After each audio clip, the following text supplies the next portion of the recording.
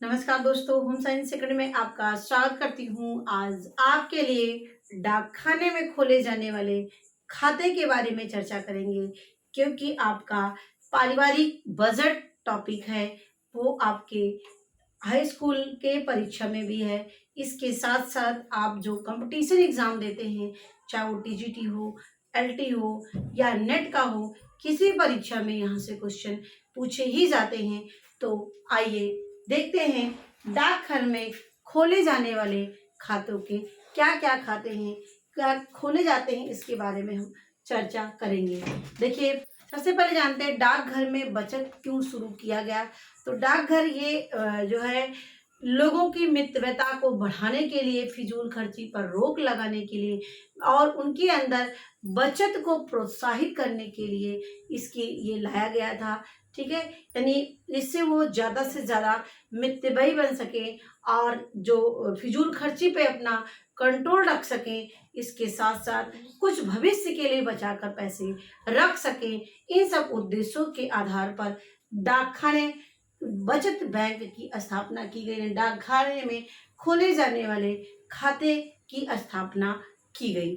ठीक है, तो इसमें जो है ये जो स्थापना इसकी जब की गई थी, ये 1982 में इसकी स्थापना की गई थी। 1982 में इसकी स्थापना की गई थी। और इसमें और भी हम जानते हैं कि कौन कौन से खाते हैं जो डाकखाने में खोले गए हैं। तो देखिए, यहाँ पर है डाकखाना बचत खाता, डाकखाना राष्ट्रीय बचत बैंक, डाकखाना किसान विकास पत्र, डाकखाना सावधि जमा योजना और डाकखाने में खोला जाता है वरिष्ठ नागरिक जमा योजना। तो ये कुछ मुख्य योजनाएं हैं जो डाकखानों में खोले जाते हैं। क्या? मितव्ययता को बढ़ाने के लिए, फिजूल खर्ची पे रोक लगाने के लिए और भविष्य को अपने सिक्योर करने के लिए इस डाकखाने की शुरुआत, डाकखाने में खोले जाने वाले खातों की शुरुआत की गई। कब की गई? ये 1982 में डाकखाना बचत बैंक की शुरुआत की गई। ठीक है, अब यहाँ पर देखिए, सबसे पहले आता है डाकखाना बचत बैंक यानी पोस्ट ऑफिस सेविंग अकाउंट। देखिए, ये बहुत ही शुरुआत से है। 50 रुपए से लेकर के आप जो है इसको खाता खोल सकते हैं। 1 लाख तक पैसे आप इसमें जमा कर सकते हैं और ये अल्प बचत को बढ़ावा देने के लिए थोड़ा थोड़ा पैसा आप बचा करके रख सकते हैं, जो आप गुल्लक में रखते हैं, अपने घर में रखते हैं, बैग में रखते हैं। इससे अच्छा है उस पैसों का यदि आप डाकखाने में रखेंगे तो वो पैसा आपका उसमें ब्याज भी मिलता जाएगा, साथ में आपका पैसा सुरक्षित भी रहेगा। कभी आपको काम आए तो उस पैसे को आप निकाल भी सकते हैं। तो ये आपका है कि अल्प बचत को बढ़ावा देने के लिए है और ये वयस्क लोगों के लिए यानी वयस्क महिला और पुरुष के लिए। इसके साथ साथ जो बच्चे नाबालिग हैं, जो अभी 18 साल के नहीं हुए हैं, उनके भी खाते डाकखाने में खोले जा सकते हैं। ठीक है, ये वयस्क महिला हो या पुरुष हो या नाबालिग बच्चे हो या जॉइंट खाता खोलना हो तो हम इसको खाता खोल सकते हैं। ठीक है, तो ये देखिए, हफ्ते में 3 बार हम पैसे को जमा कर सकते हैं। ठीक है, हफ्ते में 3 बार पैसे को हम क्या कर सकते हैं? जमा कर सकते हैं और 4.5% तक ब्याज मिलता है। कितना? 4.5% तक ब्याज मिलता है। और एक अच्छी बात इसमें और है कि इसमें टैक्स नहीं लगता है, टैक्स फ्री होता है। तो बस आपको यहाँ पर ये जो मेरा उद्देश्य है आपको बताने का कि ये कौन कौन से खाते जो एग्जाम में पूछे जाते हैं, कि कौन कौन से खाते हैं जो खोले जाते हैं और इसके नाम आपको याद करना है और इस खाते में क्या बातें हैं याद करना है, क्योंकि इसी से आपका एक क्वेश्चन एग्जाम बनता है कि डाकखाने में कौन से खाते खोले जाते हैं, बैंक में कौन से खाते खोले जाते हैं। तो यदि आपको पहले से ये जानकारी रहेगी तो आप तुरंत एग्जाम में टिक कर सकते हैं। टीजीटी में आपका यहाँ से पेपर में जरूर से जरूर क्वेश्चन बजट से जरूर ही आता है। तो इसीलिए हमारे वीडियो आपने पढ़ी होगी, पारिवारिक बजट क्या है, क्लास 10th में मैंने पढ़ाया हुआ है, वहां से आप देख सकते हैं। इसके साथ साथ ये भी हमारी वीडियो है और भी मैंने क्वेश्चन भी इस पे कराया है। तो यानी ऑल ओवर यहाँ से आप जुड़ करके हर तरीके से अपनी तैयारी कर सकते हैं। हमारी वीडियो इतनी पड़ी हुई है, यदि आपने एक एक वीडियो को पूरा अच्छे से देख लिया है तो आपके, यदि आप न्यू स्टूडेंट हैं, अभी नई शुरुआत कर रहे हैं तैयारी करने की, तब भी आपके लिए एकदम आसान वे में है। आपको चीज़ें समझ में आ जाएगी, बहुत ही कम टाइम में बहुत अच्छी क्वालिटी के टॉपिक कंटेंट आपके रहेंगे। और इसी से यदि आप नोट्स भी बनाना चाहें तो नोट्स आप बना सकते हैं। तो मैंने अभी आपको सेविंग अकाउंट के बारे में बताया कि ये 50 रुपए से लेकर के आप पैसे को जमा कर सकते हैं, 1 लाख तक जमा कर सकते हैं। यह टैक्स फ्री होता है, 4.5% तक, 4 से 5% तक इसमें ब्याज मिलता है। अल्प बचत को बढ़ावा देने के लिए होता है। इसमें वयस्क महिला पुरुष होते हैं, नाबालिग भी इसमें पैसे को, मतलब नाबालिग के नाम से भी पैसे को डाला जा सकता है, सुरक्षित रहता है। तो ये हो गया डाकखाना बचत बैंक। नेक्स्ट पे आते हैं राष्ट्रीय बचत बैंक, जिसको हम एनएससी बोलते हैं। क्या बोलते हैं? एनएससी यानी नेशनल सेविंग सर्टिफिकेट। बोर्ड के एग्जाम में एनएससी का फुल फॉर्म भी आता है, तो आप लोग जानिए। और एक क्वेश्चन ये भी आता है कि राष्ट्रीय बचत पत्र का खाता कहाँ खोला जाता है, तो आप जानते रहिएगा, ये डाकखाने में खोला जाता है। राष्ट्रीय बचत पत्र डाकखाने की योजना है। ठीक है, राष्ट्रीय बचत पत्र का फुल फॉर्म होता है नेशनल सेविंग सर्टिफिकेट, जिसको शॉर्ट में बोलते हैं एनएससी। ठीक है, यह जमाकर्ता एक निश्चित राशि के बचत पत्र डाकखाने से खरीद सकते हैं। जो जमा करता है कि जितना उसका बजट है उतने पैसे का अपना एनएससी खरीद सकता है और इससे अपना पैसा सिक्योर कर सकता है। उतना पैसा उसको दे करके, उतना कागज एक मिलता है, उस कागज को लेकर के उसमें लिखा होता है कितने पैसे का आपने वो एनएससी लिया हुआ है, उस पर ऊपर लिखा रहता है। तो उतना पैसा आप डाकखाने में देते हैं और आपको कागज मिल जाता है। और जब वो उसका ड्यूरेशन पूरा हो जाता है, उसके बाद आपको पैसा कितना परसेंट उसमें ब्याज रहता है, उस ब्याज के अनुसार आपने पैसे को निकाल सकते हैं। तो देखिए, जमा करता है एक निश्चित राशि के बचत पत्र डाकखाने से क्या कर सकता है, ये खरीद सकता है। और पहले ये जो पैसा होता था एनएससी का, वो 6.5 वर्ष में दुगना होता था, लेकिन अब ये 8 वर्ष 7 माह में दुगना होता है। कितना? 8 वर्ष 7 माह में अब ये पैसा दुगना होता है। कितने वर्ष के लिए है? 5 वर्ष के लिए खोल सकते हैं। और इसमें 7% वार्षिक की दर से चक्रवृद्धि ब्याज भी मिलता है। अब देखिए, यहाँ पर 100 रुपए का भी है, 500 रुपए का भी, यानी जो एनएससी का कागज मिलता है वो आपका 100 रुपए, 500, 100, 1000, 5000, 10,000 तक के मतलब इसमें खाता खोला जा सकता है। और एनएससी को कभी मान लीजिए कभी कोई समस्या आ गई घर में, कभी कुछ हो गया, तो उसी पैसे को आप गिरवी रख करके, यानी उससे आप उधार ले सकते हो बैंक से कि हमारा एनएससी रख लीजिए और इसी से हमें उधार दे दीजिए। तो उस एनएससी से आपको गिरवी रख करके आप उससे ऋण ले सकते हैं या उधार ले सकते हैं। तो ये क्वेश्चन यहाँ से वेरी वेरी इंपॉर्टेंट, आपका 2 क्वेश्चन यहाँ पे बनता है, एक एनएससी बनता है, एक केवीएस बनता है। तो एनएससी मैंने आपको बता दिया, ये डाकखाने में खोले जाने वाला खाता है। एनएससी नेशनल सेविंग सर्टिफिकेट है और इसमें 8 वर्ष 7 माह में पैसा दोगुना होता है।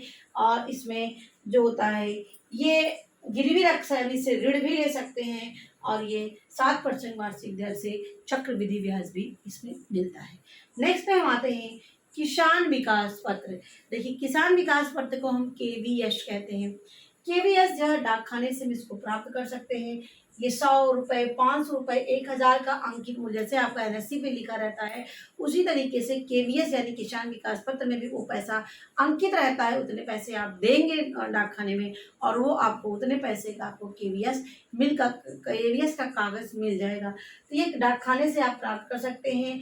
100 रुपए, 500 रुपए, 1000 का उसमें अंकित मूल्य का आपको मिलता है। और इस योजना के अंतर्गत निवेश की कोई सीमा नहीं होती। आप कितना भी आपके पास जैसे भी है उतना आप, जितने भी आपके पास है उतने का आप ले सकते हो केवीएस। और एनएससी के समान ये भी होता है, यानी जैसे आपका एनएससी होता है वैसे आपका केवीएस होता है।